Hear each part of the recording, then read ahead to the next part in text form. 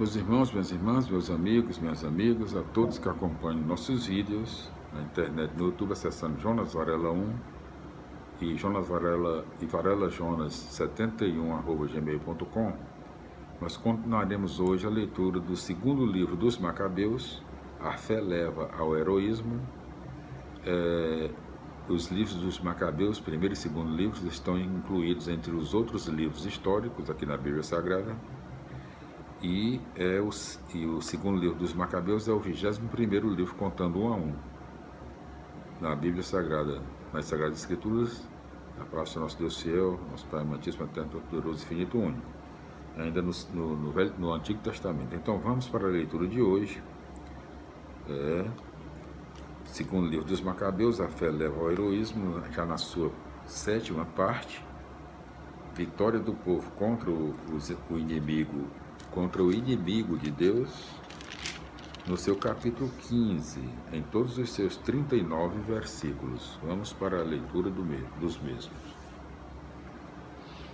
Segundo livro dos Macabeus, capítulo 15, primeiro tópico: a fé, força dos que lutam.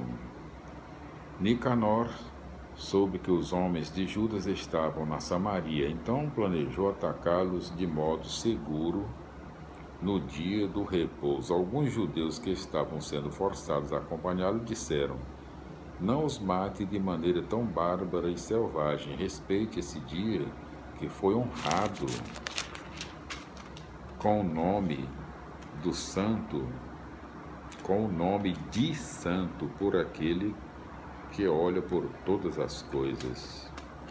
Mas o bandido perguntou se existe alguém poderoso no céu que tenha determinado celebrar o dia de sábado. Eles responderam sem vacilar: sim, é o Senhor vivo, o soberano do céu. Ele mandou celebrar o dia do sábado. O outro continuou: eu sou o soberano da terra e ordeno pegar em armas e defender os interesses do rei.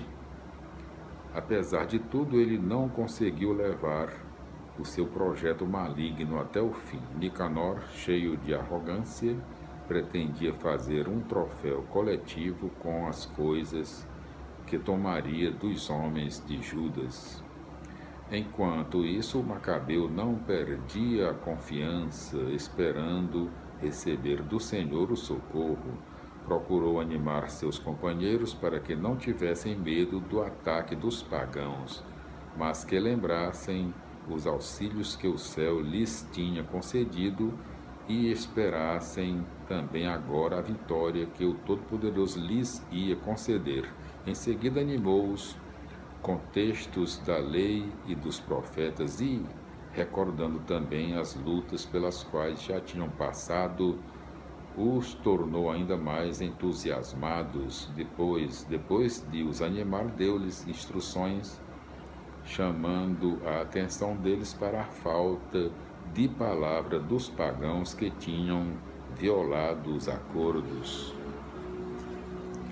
Tendo armado cada um dos seus soldados, não tanto com a segurança oferecida pelos escudos e lanças, mas principalmente com a força das boas palavras, Judas ainda lhes contou um sonho digno de fé, uma espécie de visão que muito os alegrou. No sonho ele viu o seguinte: Onias, o antigo sumo sacerdote, homem correto e bom, respeitoso no encontro com as pessoas, manso no comportamento, precavido e delicado no falar, e bem educado desde criança em todo o seu comportamento virtuoso, esse homem de mãos erguidas rezava em favor de toda a comunidade judaica. Da mesma forma, apareceu outra personagem extraordinária pela sua velhice e dignidade, envolta num clarão de majestade maravilhosa. Então Onias disse: este é um amigo dos seus irmãos que está sempre rezando muito pelo povo e pela cidade santa. É Jeremias, o profeta de Deus. Então Jeremias estendeu a mão direita e entregou a Judas uma espada de ouro, dizendo: receba a espada santa, que é dom de Deus. Com ela você destruirá os inimigos. Animados com as palavras de Judas, realmente belas e capazes de encorajar e encher de valentia o ânimo dos jovens, os judeus resolveram não continuar acampados, mas tomar ousadamente a ofensiva. Assim, lutando com toda a valentia, resolveram decidir a questão através das armas, pois tanto a cidade como a religião e o templo corriam perigo. A preocupação deles não era tanto suas mulheres e crianças, irmãos e parentes. Eles se preocupavam sobretudo com o templo sagrado. Entretanto, não era menor a preocupação dos que tinham ficado na cidade com medo da batalha em campo aberto. Enquanto todos estavam esperando o desfecho iminente, o inimigo se encontrava alinhando o exército para a batalha, colocando os elefantes em pontos estratégicos e distribuindo a cavalaria pelas alas. Ao ver as divisões do exército se apresentando, os vários tipos de armas e o aspecto selvagem dos elefantes, o Macabeu elevou as mãos para o céu e suplicou ao Senhor, que faz prodígios, certo de que ele concede a vitória aos que delas são dignos, não pelas armas, mas pelo meio que ele mesmo deseja. Em sua oração, Judas disse: Senhor, tu mandaste em favor do rei Ezequias de Judá o teu mensageiro, que eliminou do acampamento de Senaqueribe 185.000 homens. Agora, soberano do céu, envia um anjo bem à nossa frente para provocar terror e tremor. Que a grandeza do teu braço quebre aqueles que blasfemaram contra o teu povo santo. E assim terminou a sua oração. Os homens de Nicanor marchavam ao som das trombetas e gritos de guerra.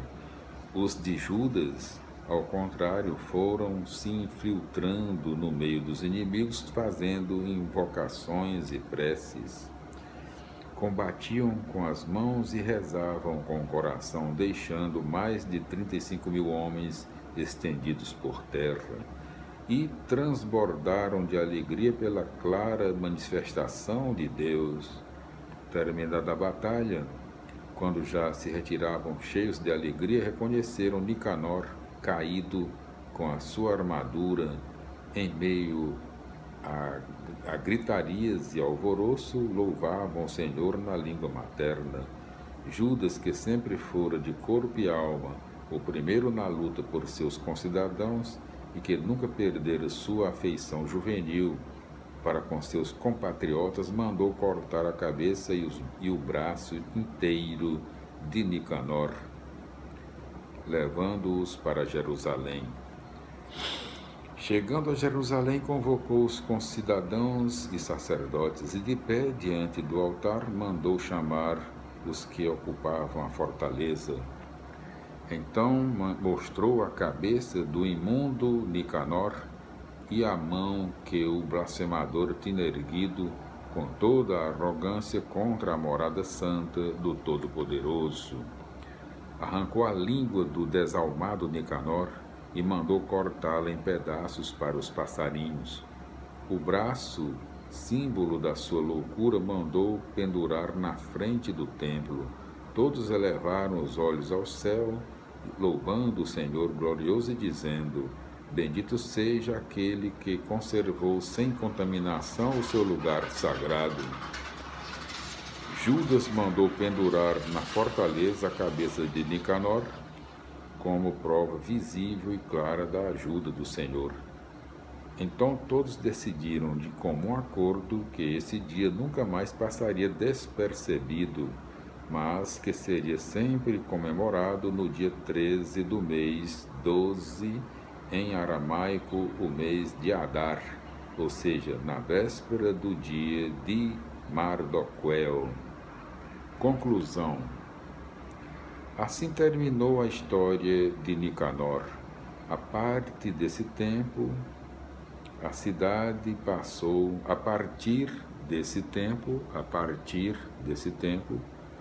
a cidade passou a ser governada pelos hebreus. Por isso, aqui encerro a minha narrativa. Se ficou boa e literalmente agradável, era o que eu queria. Se está fraca e medíocre, é o que fui capaz de fazer. É desagradável beber só vinho ou só água, ao passo que vinho misturado com água é agradável e gostoso. O mesmo acontece numa obra literária, onde o tempero do estilo é um prazer para o ouvido do leitor. E assim termino. Meus irmãos, minhas irmãs, no próximo vídeo nós concluiremos a leitura, nós faremos a leitura das explicações do capítulo 15 do segundo livro dos Macabeus e agradecemos ao nosso Deus Céu, nosso Pai amantíssimo, pela conclusão da leitura completa do segundo livro dos Macabeus, em seus 15 capítulos e versículos e as explicações dos mesmos. Então, depois das explicações, nós voltaremos com a continuação da leitura da Bíblia Sagrada, da Sagrada Escritura, para o nosso Deus Céu, nosso Pai amantíssimo, nos livros sapienciais, né? A paz do Senhor, glória a Deus, felicidades, até lá.